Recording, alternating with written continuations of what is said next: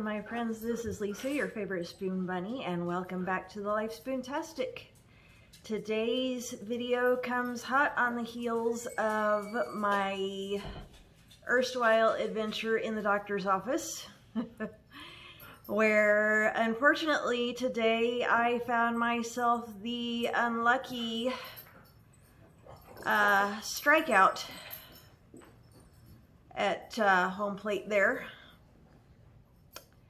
And God knows I would never, ever say one unkind word about my doctor. My pain management doctor is the most wonderful, wonderful doctor in the world, and I would never, ever have anything ill to say about him in a million years. The unfortunate episode today, it comes basically as a result of the perfect storm of bad luck, basically, which involves today's lesson. Folks, if you have something, say something. If you have an allergy, a condition, a known medical issue, say something. To every nurse, to every doctor, to every lab technician, every time. Because my perfect storm, as I said, came today. And it came in the form of 3 strikes, and I was just out of luck. Strike 1 is I have the tiniest veins you can possibly imagine. I've got like baby veins. They're so small. I've even had some doctors comment that if they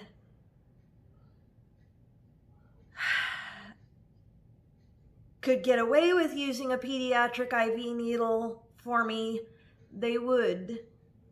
That's how tiny my vascular system is. Strike 2, I am a CRPS RSD patient. And strike 3, I ended up getting my nurse on a particularly off day, and I imagine that she's great on any other day of the week, but today was not a good day for us as a team, as a nurse patient team. And I had something and I didn't say something, and so that resulted in an IV stick that was bad from the jump. And I'm sure you can hear it in my voice. I'm still suffering quite a bit of anxiety and trauma from this morning's appointment. And you know, it was a bad IV stick from the jump. She didn't get it on the first try, and I would have been okay with that if she had simply withdrawn the needle and tried again elsewhere. Where I failed her as the patient and where she failed me as the nurse was in that I didn't clearly communicate to her that I have a known vascular issue, I am a CRPS patient, and therefore I suffer from hyperpathia, or hyperalgesia, as it's also known, which is an exaggerated pain response to painful stimulus. And so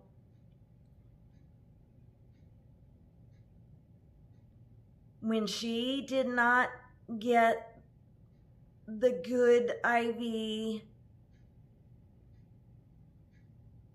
going straight out of the gate, instead of withdrawing the needle as I would have preferred her to do, she kept the needle under my skin and instead went on a digging expedition. And if you have ever been on the receiving end of any one of those such digging expeditions for an IV, then you know the kind of pain that I'm talking about and the kind of suffering that entails. I was almost in tears by the time she actually got the IV in. And by the time my treatment was over and she pulled the IV out, my vein was blown. And you can probably still see it. There's a nice little goose egg. There's a knot here that still doesn't fold like the skin should.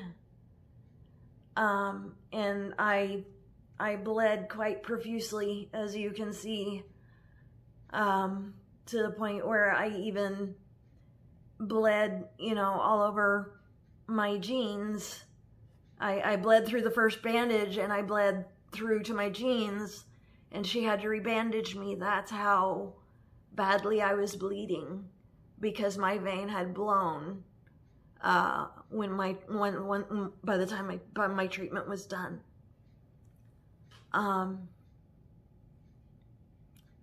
These are the things that medical PTSD is based on, folks. So it was just this perfect storm of bad luck for me. And unfortunately, because of my hyperpathia, or again, hyperalgesia, I am going to be feeling the pain of that blown vein for at least 2 weeks. I'm going to be feeling that pain whenever I rotate my wrist, or whenever I turn my hand, or whenever I lift something for the next 2 weeks, because that's the way hyperpathia works in RSD patients. So the lesson learned, chronic pain sufferers, CRPS patients, if you have something, say something. If you have an allergy, if you have a known medical issue, if you have a known symptom that is associated with your disorder, if you have a known disorder, communicate clearly and very, very specifically with your healthcare providers. Every nurse, every lab technician, every doctor, every radiologist, every tech, no matter who they are, no matter how insignificant their role may seem to be in your healthcare, if you have something, say something, because you never know when the perfect storm may find you, and you never know when you are gonna find yourself suffering for days and weeks as a result of the wrong set of circumstances. So, again, advocate for yourself.